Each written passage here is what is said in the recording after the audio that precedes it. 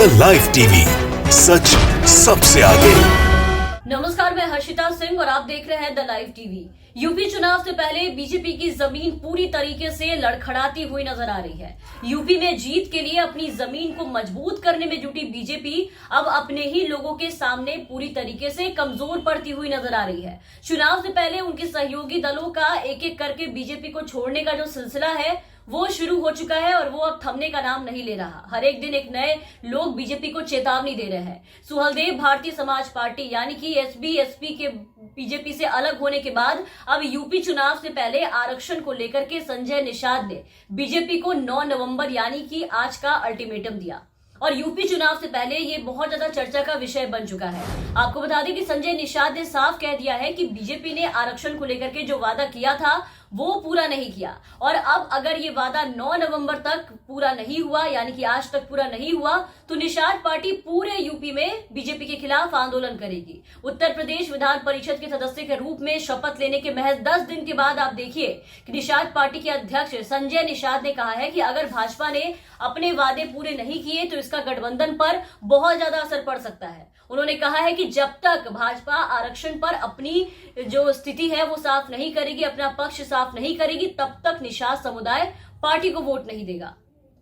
ये भाजपा की जिम्मेदारी है कि वो समुदाय से किए गए वादों को पूरा करे। उन्होंने ये भी घोषणा की है कि आरक्षण के मुद्दे पर हो रही देरी के विरोध में निषाद पार्टी आज पूरे उत्तर प्रदेश में सभी जिलों में प्रदर्शन करेगी, जिसकी चुनौती कल ही संजय निषाद ने दे डाली थी। योगी सरकार को निषाद समाज की मांगे पूरी करने को लेकर के अल्टीमेटम जो है वो दे दिया था। ये हमारे समाज के लोगों ने एक बात अब आवाज देना शुरू किया कि आरक्षण नहीं तो वोट नहीं। तो भारतीय जनता पार्टी अगर वोट चाहे 2022 में हमें गठबंधन मिलाया है तो उनकी जिम्मेदारी बनती है कि भारतीय जनता पार्टी अपने वादे को पूरा करे। आपको बता दें कि पार्टी निषादों को अनुसूचित जाति का दर्जा देने और राज्य सरकार की नौकरियों में आरक्षण कोटा तय करने की मांग कर रही है, जिसे योगी सरकार ने पूरा नहीं किया। वादा किया था लेकिन पूरा नहीं किया है और आज उसी के कारण ये नौबत आ गई है कि विधान परिषद के सदस्य के रूप में शपथ लेने के मुश्किल से 10 दिन बाद ही आप देखिए कि निषाद पार्टी के अध्यक्ष संजय निषाद ने बीजेपी को चेतावनी दे डाली है, उनके खिलाफ मोर्चा खोल रखा है, जो कि बीजेपी के लिए एक बहुत बड़े झटके से कम नहीं है।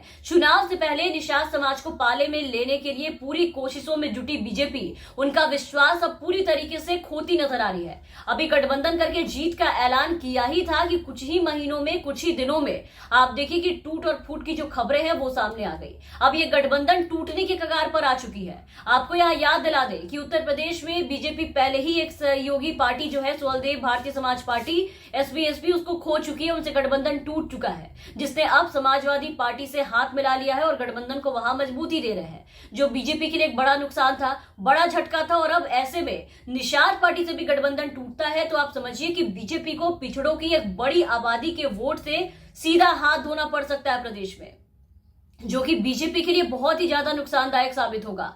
असल में राज्य में होने वाले विधानसभा चुनाव जो है इस बार में, उसमें छोटे दलों की जो भूमिका है वो काफी ज्यादा अहम हो गई है। पिछड़ी जातियों में से एक प्रमुख जाति जो है वो निषाद है, जो कि चुनाव में काफी अहम माना जा रहा है, जिसको सब लोग अपने पाले में करने की कोशिश में जुटे हैं। निषाद समुदाय में कई ऐसी जातियां हैं जो राज्य के करीब 5 दर्जन विधानसभा सीटों पर अपनी पैठ रखती है और उलटफेर कर सकती है। और ऐसे में संजय निषाद का ये अल्टीमेटम, पूरे निषाद समाज की ये नाराजगी बीजेपी के लिए बहुत बड़ी चुनौती है और लगता है कि संजय निषाद बीजेपी से गठबंधन तोड़ने का पूरा मन बना चुके हैं, पूरी तैयारी में जुट चुके हैं इसकी। तभी आप देखिए किस तरीके से अल्टीमेटम दे रहे हैं और बयानबाजी कर रहे हैं, जो कि बिल्कुल बीजेपी पार्टी लाइन के खिलाफ है, अलग है, एकदम उलट है। जिस राम नाम की राजनीति बीजेपी करती है, जिस राम नाम के नाम से बीजेपी उत्तर प्रदेश की सत्ता पर काबिज हुई है, आप देखिए संजय निषाद जी जो बीजेपी को गठबंधन तोड़ने को लेकर के अल्टीमेटम दे रहे हैं, उन्होंने न सिर्फ पार्टी को चेतावनी और वार्निंग दी है, बल्कि आपको बता दी कि उन्होंने पार्टी लाइन से अलग बयान भी दिया है।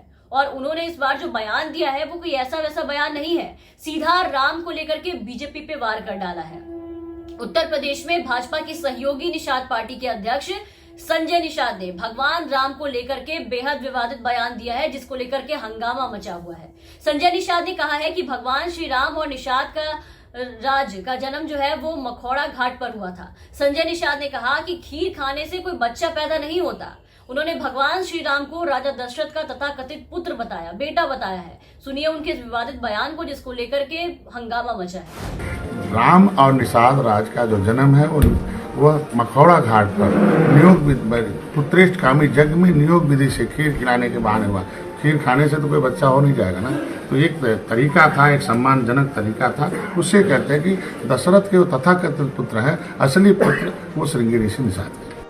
संजय निषाद ने भगवान श्री राम और निषाद राज की गले मिलते हुए प्रतिमा लगाने की मांग की है। इसके साथ ही और निषाद राज का किला बनाने की भी मांग कर दी है बीजेपी वालों से। संजय निषाद ने यह कह दिया है कि इससे निषाद समाज को ये अनुभव होगा कि एक राजा के वंशज है वो। संजय निषाद ने भाजपा से निषादों को आरक्षण दिए जाने की मांग की और उन्होंने कहा है कि 9 नवंबर यानी कि आज से निषाद पार्टी इसको लेकर के पूरे प्रदेश भर में एक मुहिम चलाएगी जो बीजेपी के खिलाफ होगी। समाज की मांग है कि आरक्षण नहीं तो वोट नहीं। ऐसे में अगर वोट बटेगा तो उसका लाभ दूसरे दलों को होगा। और उन्होंने साफ कहा कि 80 सीटें प्रदेश में अनुसूचित जाति की है, उसमें हमें शामिल करके हमारा हक बीजेपी दिलाए तो समाज अगले चुनाव में उसे सत्ता की चाबी सौंपेगा। तो बड़ी चुनौती अब बीजेपी के सामने उनके ही सहयोगी दल ने ला करके खड़ी कर दी है, बड़ी मुसीबत खड़ी की है। जिस निषाद समाज का वोट बटोरने के लिए बीजेपी ने संजय निषाद को लाया पार्टी की तरफ, अब उन्होंने ही बीजेपी को करारा झटका दिया है और बीजेपी के खिलाफ मोर्चा खोल करके उन्हें चेतावनी दे डाली है। और आज उनके ही खिलाफ देखिए कि पूरे प्रदेश भर में प्रदर्शन कर रहे हैं, जो कि बीजेपी के लिए विधानसभा चुनाव से पहले एक बहुत बड़ी खतरे की घंटी है। तमाम अपडेट्स और खबरों के लिए आप बने रहे द लाइव टीवी के साथ। धन्यवाद। द लाइव टीवी, सच सबसे आगे।